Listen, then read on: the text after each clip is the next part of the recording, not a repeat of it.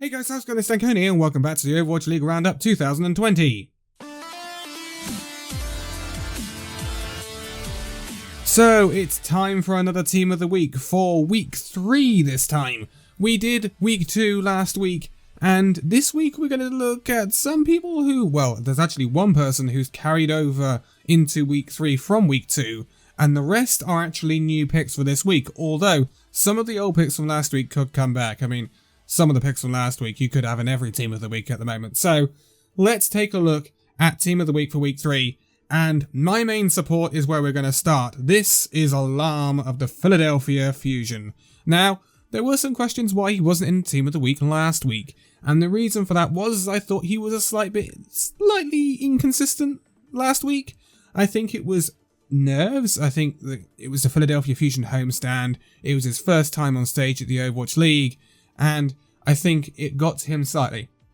This week, though, he really pushed on. This week, he looked darn good. And the Philadelphia Fusion as a whole looked really good, taking down the NYXL and also taking down the Toronto Defiant in a 5-map series. But Alarm has looked good all this weekend, and I don't think really there's anyone else who can compete for that number 1 spot in that support slot for Alarm. So Alarm gets it this week. I'm going to try and keep it as varied as possible, right? Because there are literally some players at the moment you could have in the same slot every single week, and that would make this video very boring. So I'm going to try and keep, within reason, changing it up, if you see what I mean. So Alarm gets my number 1 spot for this week.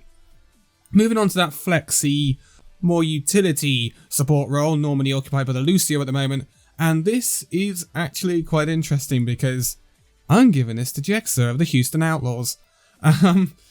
Yeah, so the reason Jexer gets it is because he is by far the standout player on the Houston Outlaws right now. He could get into other teams in the league very easily with the way he's playing at the moment. He almost performed a Fletter deadlift as Lucio. Yeah.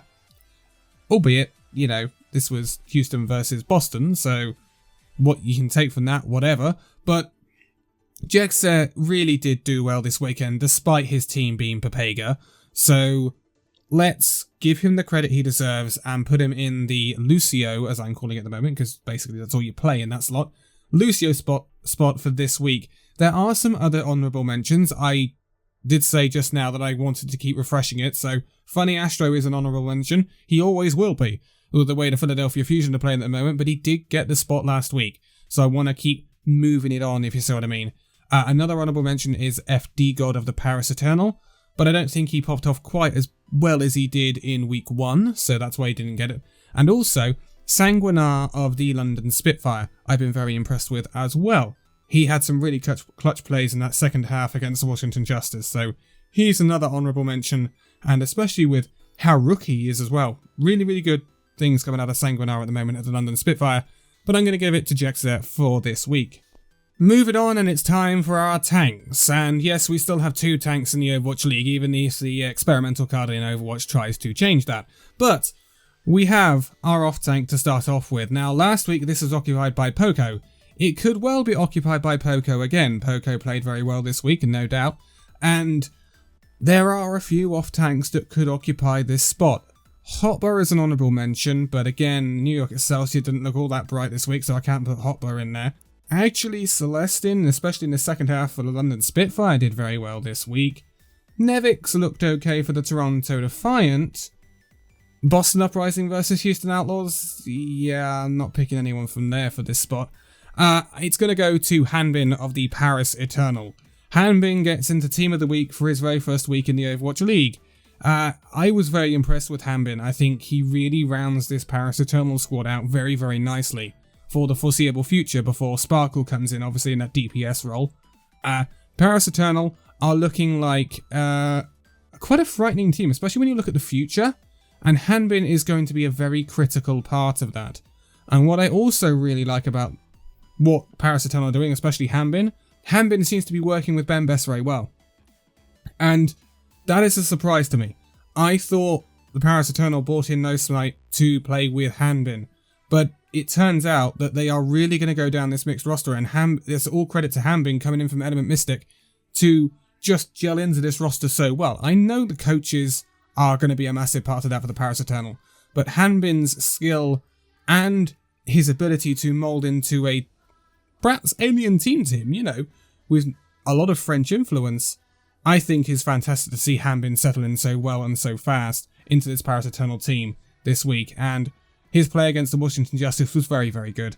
And so he is going to get my off-tank spot for Team of the Week number 3. Moving on to the main tank spot though, and this is someone who is going to retain his spot. It's Sado once again.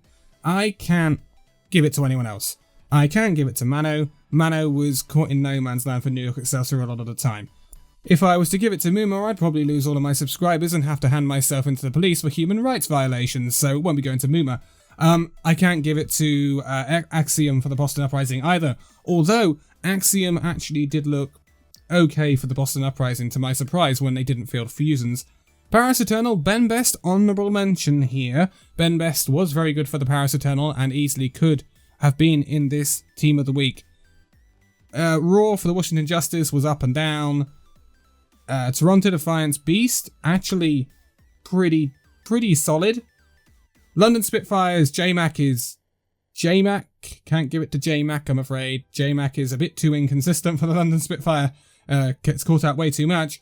But Sado had a real solid week once again, just like he did last week. I am very, very impressed with Sado and his start to the season in 2020. He has looked so darn good and so much. He's made so much of an improvement on what we've seen previously from Sado, and I kind of alluded to this in the previews before the season started. I always thought there was a lot more to come from Sado than we had seen, and I think we are going to realise the potential of Sado finally this season. He is looking like one of the best main tanks in the league right now, and he outdid Mano in that New York Excelsior match. He really did. So it will be a toss-up between Ben Best and Sado, and I've gone for Sado right now. Ben Best is definitely my number 2 for this role this week. So moving on to the DPS then, and this is where it gets a bit muddly. Not the slot though. This is actually very easy for me to call. It's obviously the May slot we primarily see at the moment. This is definitely going to go to Ivy of the Philadelphia Fusion this week. Ivy, really, really good. He was good last week, but he was even better this week. And some people didn't step up as I wanted them to this week. I'm looking at you, Stratus. Yeah, I'm looking at you. I was actually impressed with Tuba of the Washington Justice when he played against the Paris Eternal. But again, he wasn't outstanding. Houston and Boston are Houston and Boston. Let's keep just moving on from that. New York Excelsior really didn't impress this week, even though they got a 3-0 win over Houston, but everyone should be beating Houston 3-0 unless you're called the Boston Uprising, so moving on from that. Toronto Defiant, Agilities, honourable mention here. I was impressed with Agilities.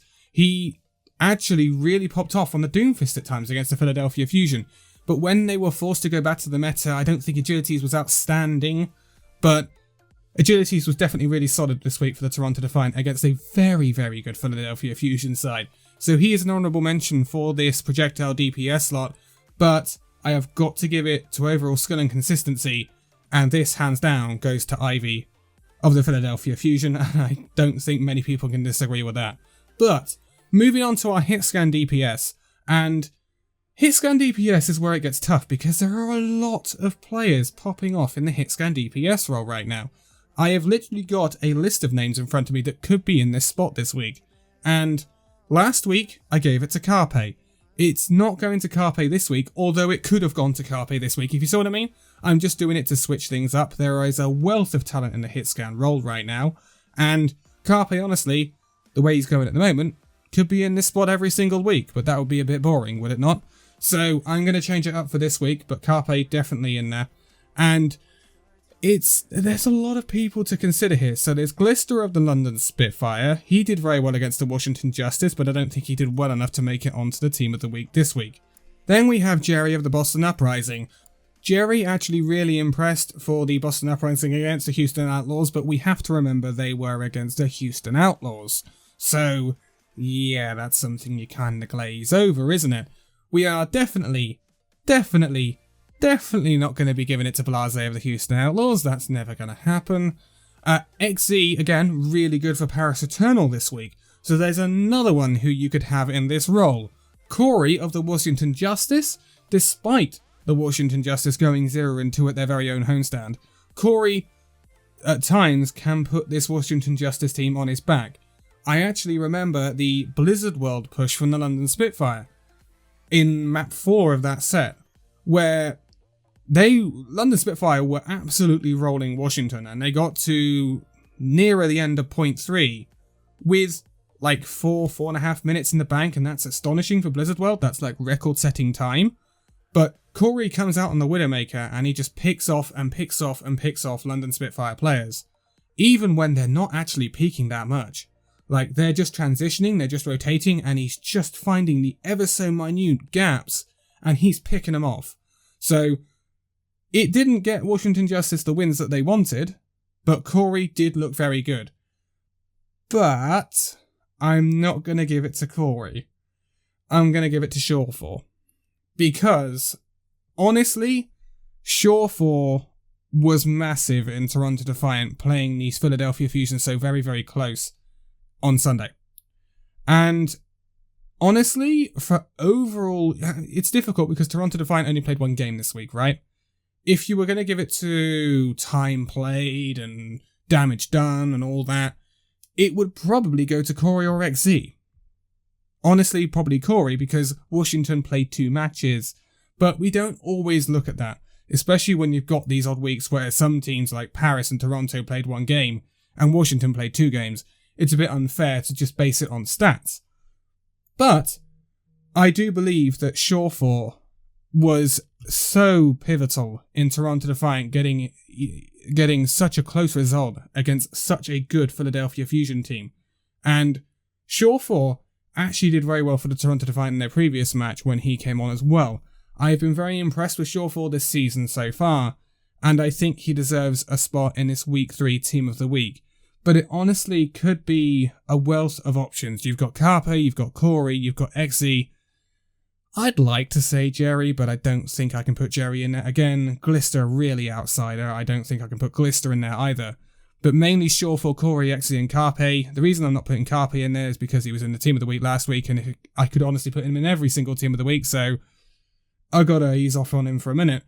But Shore4, Corey and XZ, it could be either one of those 3. So maybe you guys would like to make the decision. I'm going to go with Shore4 for now, but if you have a different opinion, if you think Corey or XZ or someone else, probably Carpe, what should be in this hitscan DPS role, then let me know in the comments below.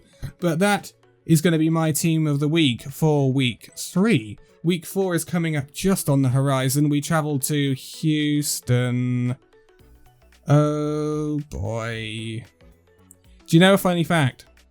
The homestands have gone in a pattern so far. New York Excelsior got a 2-0 on their homestand. Then we got a 0-2 at Dallas. Then we got a 2-0 at Philadelphia. We got a 0-2 at Washington. Are we going to get 2-0 at Houston? If that pattern continues, I will eat my hat. But for now, thank you guys so much for watching this video. If you liked it, give it a like, subscribe if you're new, and I will see you in the next video. See you then.